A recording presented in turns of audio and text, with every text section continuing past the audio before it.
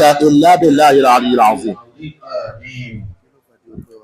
Bàbá ìmáàmù àgbà wọ́n ní kí ni tó fa ìdí ọpẹ́ wa fún bàbá ọlọ́lá ọba ìlú Ìlọrin. Wọ́n jẹ́ àmọ̀ wípé ojú tó ibi tí ojú ẹsẹ̀ tó bá yẹ ká fi rí náà. Bàbá ọlọ́lá ọba ìlú Ìlọrin náà jẹ́ àmọ̀ pé ojú tó bá yẹ kéèyàn ó fi rí náà èèyàn kì í fi irú ojú bẹ́ẹ̀ tẹ́lẹ̀. Àwọn ni wọ́n jẹ́ àmọ̀. Àwọn bẹ́ẹ̀ ni wọ́n jẹ́ àmọ̀ pé Gàmbàrí nínú Ìlọrin odidi ìlú kan ni kò kéré látọ̀dọ̀ àwọn àgbàlagbà tí wọ́n ṣe bàbá wálẹ̀. Tẹ̀fsíìrù ìjókòólẹ̀ tẹ̀fsíìrù tí gbogbo ìsàlẹ̀ Gàmbàrí bàbá wa mẹ́mọ́tàbà sẹ́ríkì mùsùlùmí wò lè má wà bẹ́ẹ̀. ṣéhù wallahu ya'simuka minan nas la takafu daraka wala taksha wala hawla wala quwwata illa billahi al-aliyyil azim. Wọ́n níbi tí bàbá ọlọ́lá ọba ìlú Ìlọrin fọwọ́ sí tí wọ́n sì yọ̀ǹda pé ẹ máa dá yídì tí yín kí yàtọ̀ sí ti gbogbo ìlú tí gbogbo ìlú ń papọ̀ ọjọ́ kí Gàmbàrí nìkan lọ́lọ́run fàṣẹ bẹ́ẹ̀ sí ní gbogbo ìlú yìí lápapọ̀. Wọ́n ní ká ikọ́ jọ́kè ká ṣe ó pé mẹ́ta. Wallahu ya'simuka minan nas la takafu daraka wala hawla wala quwwata illa billahi al-aliyyil azim. Wọ́n ní ṣebí tí bàbá ọlọ́lá ọba ìlú Ìlọrin tí wọ́n kọjú sí tí wọ́n kọ gbogbo ara wọn sí sọ wá dáa kẹ́nìkan tí ó gọ̀ sí ara rẹ̀ kó wá ló ń kẹ́yìn síbẹ̀ òun ò tẹ̀lé bẹ́ẹ̀. Bàbá ìmáàmù àgbà wọn nítorí àlùbáríkà tí máa ń bẹ ní Gàmbàrí mọ̀ ni. Bàbá ìmáàmù àgbà wọn láwọn náà fúnra wọn àwọn tí wá jẹ́ àlùbáríkà yèyí tọ́jọ́ ti pẹ́. Àwọn ustaz wa dòkítọ́rù wa Ali Migdad. Bàbá ìmáàmù àgbà wọn láwọn kì í fi pamọ́ pé àfá àwọn ni wọ́n. Bàbá ní àwọn máa lọlé wọn kódà àwọn máa roko ń bẹ̀. Ní Adéwọlé. Bàbá ìmáàmù láwọn ń béèrè lọ́wọ́ dòkítọ́rù Ali Migdad pé Abdulgafar tí àwọn máa ń nù lóúnjẹ ń kọ́. Wọ́n ní kódà Abdulgafar náà ti gbéyàwó tó ti dọkọ ìyàwó báyìí. Wọ́n ní àwọn màmá tí wọ́n ṣe àwọn dókítà wálẹ̀ àwọn ni wọ́n dáná táwọn ó jẹ ń jọ náà. Bàbá ìmáàmù àgbà wọn ní kọ́ lọ wọn dáadáa bẹ́ẹ̀ táwọn sọ yìí. Bàbá wa ṣíṣe nọ́ọ̀rù fáìbọ̀ ṣíṣe ọyí kọjá kílẹ̀ kan sí ọjí ó pé mẹ́ta ṣíṣe adamallahu hayatahu. Wọ́n ní nínú olólùfẹ́ bàbá wa the first malami ubandoma ni wọ́n wà afa ulọ torí pé ẹni tí ó bá fẹ́rẹ̀ ẹni èèyàn gbọ́dọ̀ fún lọ́mọ kéwú fa. Wọ́n wá fún àwọn àfá wa lọ́mọ kéwú. Ṣé olùbádí wà nù wọn Mọ̀wùlánà wà nù wọn. Wọ́n níjọ́ tí Mọ̀wùlánà dé Mọ́sárì àwọn bàbá ìmáàmù àgbà náà lọ lè pàdé wọn jọ náà. Àwọn wá sọ fún dírẹ́fà àjọ náà tó fẹ́ gbé àwọn pé kí ló kọ ẹni táwọn ti wá pàdé yìí. ń bèèrè lọ́wọ́ bàbá ìmáàmù àgbà pé kí ló kọ ẹni táwọn wá pàdé. Àwọn wá sọ pé ó kọ tí ẹni náà ń jẹ́ ni Mọ̀wùlánà. Mọ̀wùlánà wala mọ̀wùlákùn. Àwọn ní Mọ̀wùlánà gbà tó jáde Lárúbáwá wọ́n ní ìmọ́lẹ̀ la púpọ̀. Ó ní huwa Mọ̀wùlánà laysa mọ̀wùlákùn. Ọ̀gá wa ni lóòótọ́ kìí sọ̀gá tí nìkan. Wọ́n nítorí pé ìmọ́lẹ̀ àwọn tó bí wọn bàbá Nurul Faida ìmọ́lẹ̀ náà ni Lárúbáwá náà rí jọ́nà tó fi sọ ọ̀rọ̀ tó sọ ohun. Wọ́n ní ẹ wo bí bàbá ti sọ ọ̀rọ̀ nísìngbà tí wọ́n sọ fún wa tẹ́ fi mọ̀ pé àgbàlagbà oní ìmọ́lẹ̀ Ọlọ́run ni wọ́n. Bàbá ìmáàmù àgbà ní Gàmbàrí àti gbogbo agbègbè rẹ̀ ṣéhù ẹ̀rí dáadáa ṣéhù wípé mẹ́ta ṣe wallahu ya'simuka minan nas la takhafu darakan wala takhsha wala hawla wala quwwata illa billahil aliyyil azim. wọ́n níjọ́ tí wọ́n wé láwà ní wọn bàbá ìmámù àgbà wọ́n ní yàrá kan sọ̀rọ̀ náà níjọ́ náà ẹ̀rù Ọlọ́run sì bá àwọn láti Èkó nìyá náà ti wálé. ó wo billboard ńláńlá tí wọ́n máa ṣe séríta àwọn tí wọ́n wé láwà ní fún wọn tó wà nù rẹ̀ bẹ́ẹ̀. bàbá ìmámù àgbà wọ́n láwọn fi ọ̀wọ̀ àti àpọ́nlé àti gbogbo ìbùkún àti ìgbé tóbi pé ó kọ yìí. ó ní ṣé pé bọ́lá ń ṣe fẹ́ ṣe bàbá wa Sheikh Suleiman Abdulaziz ní àṣẹ bọ́lá ti fẹ́ ṣe wọ́n nìyí. òun dúpẹ́ fúnra àwọn òun dúpẹ́ fọ́lọ́n pé òun ò fojú wọn gbolẹ̀ lẹ́kọ̀ọ́ nínú àwọn tí wọ́n fojú gbolẹ̀ tó jẹ́ pé nínú àwọn tí wọ́n dúró tí wọ́n tiẹ̀ tí mọ̀ kí Ọlọ́run fẹ́ ṣe lòun wà. bàbá ìmámù àgbà àwọn lẹ́rù bà àwọn jọ́ táwọn gbọ́ ọ̀rọ̀ nì nítorí pé ọ̀rọ̀ náà tóbi púpọ̀ ìwọ tó ọmọ tọ́lọ́run fẹ́ ṣe fẹ́ dá rẹ̀ tó wà ń fojú ẹ gbolẹ̀ bó bá ṣe é tẹ́bọ̀ ló fojú sí. bàbá àwọn ìmámù àgbà wọ́n ní àlùbáríkà tí àwọn ìmámù Gàmbàrí wọ́n ní àlùbáríkà wọn mọ̀ràn wá tọ́pọ̀ torí pé àwọn tá a gbé kalẹ̀ táwa náà ń wò pé àwọn tá a fẹ́ jọ ní tá a sì ń fi àlùbáríkà wọn tọrọ. àlùfáà wa Sheikh wa Abdulkadir ọmọ àlùbáríkà wọ́n ní àfáà àwọn ọmọ àlùbáríkà wọ́n fẹ́ràn ìlú yìí púpọ̀. wọ́n ní ọdún kan wọ́n lọ hajj wọ́n wá ń ṣàdúà fún ilé Sheikh Alim wọ́n wá ń ṣàdúà fún àwọn pàtì méjèèjì wọ́n ń ṣàdúà fáwọn òbí. àwọn wá rí pé gbogbo ohun tí wọ́n ṣe yìí ẹni tó bá nífẹ̀ẹ́ ilé àfáà àgbà Sheikh Alim ni ó ṣe bẹ́ẹ̀. wọ́n lẹ́nìkan ò ní nífẹ̀ẹ́ ilé àfáà àgbà Sheikh Alim kọ́rọ̀ ọ̀rú ẹni bí wa tún bàjẹ́ mọ́ láíláí. bàbá wa LAK tó jẹ́ pé ó kọ bàbá àgbàlagbà tó bí àwọn bàbá ìmámù àgbà ni wọ́n ń jẹ́. bàbá ìmámù wọn ní gbogbo omi táwọn bá ti rú ọkọ̀ bẹ́ẹ̀ àwọn a máa bọ̀wọ̀ rú ọkọ̀ náà yàtọ̀. bàbá wa Alhaji wa Honorable Kalẹ́ Ayọ̀ pharmacist àwọn ni kàwú dáadáa àwọn ni wọ́n sokùn fẹ́ríire yìí. wọ́n ní bàbá ìmámù àgbà ẹ gbéra ńlẹ̀ ẹ wà lọ lè kí bàbá wa LAK ó wá dínú àwẹ̀ ẹnìkan wá bọ àwọn ní mílíkì àwọn wá pé Alhaji wa Kalẹ́ Ayọ̀ àwọn ní àwọn ọmọ bí ọba ti gbà tó bàbá wa LAK ẹjẹ́ àwọn lọ́lẹ́ bùn wọn mílíkì wọ́n ní ẹ má dárú ẹ̀ wò bàbá ìgbàrú ẹ̀ ó lè fa ìbínú pé kí lẹ wá gbé mílíkì wá ṣe lè ní. wọ́n ní pé torí tí bàbá wa LAK máa ṣe wọ́n ṣe torí tọ́lọ́n tànàbùwà Muhammad ni ẹni yòówù tó bá ṣe nǹkan torí tọ́lọ́n àti tànàbù Muhammad ẹ̀san tí Ọlọ́run máa ṣerú wọn ó ti san bàbá wa LAK látara àwọn àdùnnú tó bùn wọn àwọn ìkẹ́ tó bùn wọn. wọ́n ní gbogbo tọ́lọ́run ṣe fẹ́ nìkan kan yín bí àwọn ti kà á kalẹ̀ yìí Ọlọ́run dákun abẹ́ Ọlọ́run má jẹ́ ó bàjẹ́ láéláé ọlá la ilaha illallah ọlá Muhammadu Rasulullah. wọ́n ní bàbá wa àgbà abíámà bàbá ìmámù àgbà àwọn lẹ́ni táwọn mọ̀ púpọ̀ ni wọ́n látọ̀dọ̀ bàbá wa Abdulkarim al-Mukaddam Ọlọ́run jẹ́ kí alkiyama ọ̀dọ́ fún wa.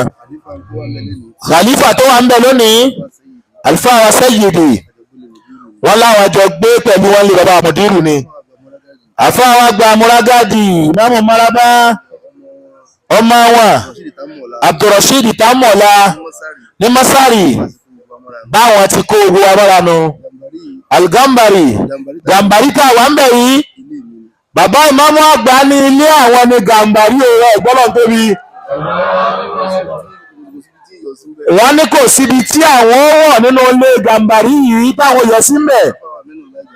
àfáàwà Aminullah Al-Gambari àfáàwà Musa Al-Gambari wọ́n ní gbogbo wa pátá àjọṣepọ̀ ní láti lẹ̀ wọ́n ní tó ní bá rí báyìí tá à ń fi ìdùnnú kíra wa èyí tí Ọlọ́run ti kọ kalẹ̀ tó ní ó ṣẹlẹ̀ sí wa ti pẹ́ ni bàbá wa LAK Ọlọ́run dákun jẹ́ àríyé tọ́ sí i Ọlọ́run kó bá dúró tì yín Ọlọ́run kó bá dúró tì yín gbogbo ntọ́lọ́run ti ṣe fún yín lóore tí ń dùn máa ń ní inú Ọlọ́run má jẹ́ ó dìbànújẹ́ láéláé àwọn ìyá àlùbáríkà tí wọ́n dúró tì yín tí wọ́n ní òní bàjẹ́ àwọn náà ti rójú èrè báyìí tí wọ́n ń jẹ́ torí gbogbo obìnrin rere tó bá dúró pẹ̀lú ọkọ Ọlọ́run ó san lẹ́san dáadáa lára tó bá bí yóò jẹ tayé yóò jẹ tàlkìyàmà gbogbo ohun tí ń jẹ́ gàmbà ní látòkè délẹ̀ lápapọ̀ Ọlọ́run ò dákun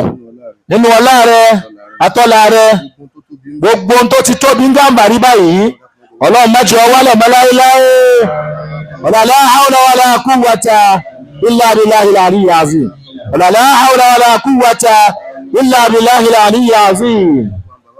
Bàbá ìmáàmù àgbà wọ́n ní gbogbo ẹ̀yin bàbá gbogbo ẹ̀yin ìyá gbogbo ẹ̀yin àyímà ìmáàmù gbogbo ẹ̀yin bàbá wa Dáúdù gbogbo ẹ̀yin mọ́gà àjíjẹ wá pàdé àfá àgbà Ṣékù Álímì lára wọn wọ́n ní kí sáwọn lẹ́mọ̀ wá pàdé àfá àgbà Ṣékù Álímì lẹ́wà pàdé Ṣéhù wallahu ya'simuka minan nas. Bàbá ìmáàmù àgbà wọ́n ní àlùbáríkà tọ́lọ̀ ń kó sí ilé àfá àgbà Ṣékù Álímì Ọlọ́run ò ní jí ó kú ọ̀ngàmbà rí láéláé àtàhíyàtù orílẹ̀ kan al-Fatiha wa salatul Fati àmín bismillahir rahmanir rahim. Sí ìgbésẹ̀ ìpè mo fẹ́ wá kí yín. Ó tẹ̀ jẹ́ sí pé bàbá náà wọ́n mọ̀ pé ẹni tí wọ́n wá kí làwọn. Ó tẹ̀ jẹ́ pé bàbá náà mọ̀ ìpè ẹni tí wọ́n wá kí làwọn. Àmọ́ Bọ́lọ́run ti dá wọn. Bọ́lọ́run ti ṣe nǹkan náà tó pọ̀ tó. Wọ́n máa tún para mọ́ ni. Wọ́n máa tún para mọ́ ni. Wọ́n á dọ́dọ̀ mi. Wọ́n wá dé ọ̀dọ̀ àwọn bàbá ìmáàmù àgbà ní Gàmbàrí. Mo fẹ́ kẹ́ wá bá mi gbàlejò bàbá ìmáàmù àgbà ní. Èmi ò sì jáde rárá láti bí ìjọ Monday. Bàbá ò sì jáde rárá láti bí ìjọ Monday. Pẹ̀lú ìdí. A máa lè kọ̀ fún wọn pé èmi jáde. Àmọ́ bàbá ò lè kọ̀ fún wọn páwọn ò ní jáde. Gẹ́gẹ́ bí ààyè wọn. Àti Bọ́lọ́run ti ṣe wọ́n nínú ìlú yìí. Wọ́n tó wá ní ọ̀gá wa ń bọ̀ wá. Kó tó wá láwọn ò ní jáde. Pẹ̀lú ògùn Ọlọ́run tá bá ti yanjú ń tá fẹ́ yanjú tẹ́lẹ̀. Àwọn ọmọ bọ̀ wá. Bí wọ́n ti wá ṣéhùn. Bí wọ́n ti ṣe nì. Wọ́n rí pé kíní náà tóbi lọ́dọ̀ wọn. Kò sí tí ó bí. Àlùbáríkà ni. Báwọn bàbá ìmáàmù náà ṣe ń gbìyànjú láti gba àlùbáríkà náà tó àlùbáríkà. Ṣé Usman fún Nufadi? Asọ́gíra bil akabiri yaltaji wọ́n ni wọ́n làjí ìtò inda Sheikh Abdul Qadir. Ọmọ èké máa gbọ́ àlùbáríkà àwọn àgbàlagbà ní. Bọ́lọ́run ti ní kí ẹ̀yin di àgbà lónìí. Bẹ́ẹ̀ tí ń jágbà látàná. Ẹ tó wá wo àwọn kan tí Ọlọ́run tó ní kí ọjọ́ eré wọn kó sún síwájú. Ẹ tó ń béèrè àlùbáríkà wọn. Àfọlọ́ àwọn náà bẹ Ọlọ́run jẹ́ tó wọn láyé kẹ́ tó jù wọn lọ. Ọlá nẹ́bì lọ́dọ̀ Ọlọ́run. Lọ́jọ́ eré. Ọlá nẹ́bì lọ́dọ̀ Ọlọ́run. Láyé tẹ́ wáyé. Ọlá nẹ́bì lọ́dọ̀ Ọlọ́run. Ọlá la ilaha illallah. Salatul Fati, Suratul Fatiha, Ayatul Kursi, laqad ja'akum li ilafi Salatul Fati. Àmín bismillah.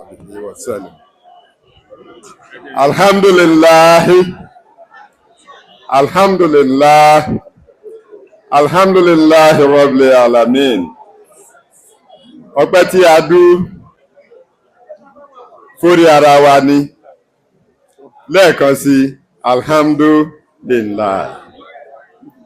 Ọpẹ́ wa lẹ́ẹ̀kejì alhamdulillah Rabbil Alamin fún bàbá wa tí Ọlọ́run jogún fún wa, tó jogún fún gbogbo Ìlọrin, tó jogún fún gbogbo Kwara, tó wá jogún fún gbogbo Nàìjíríà.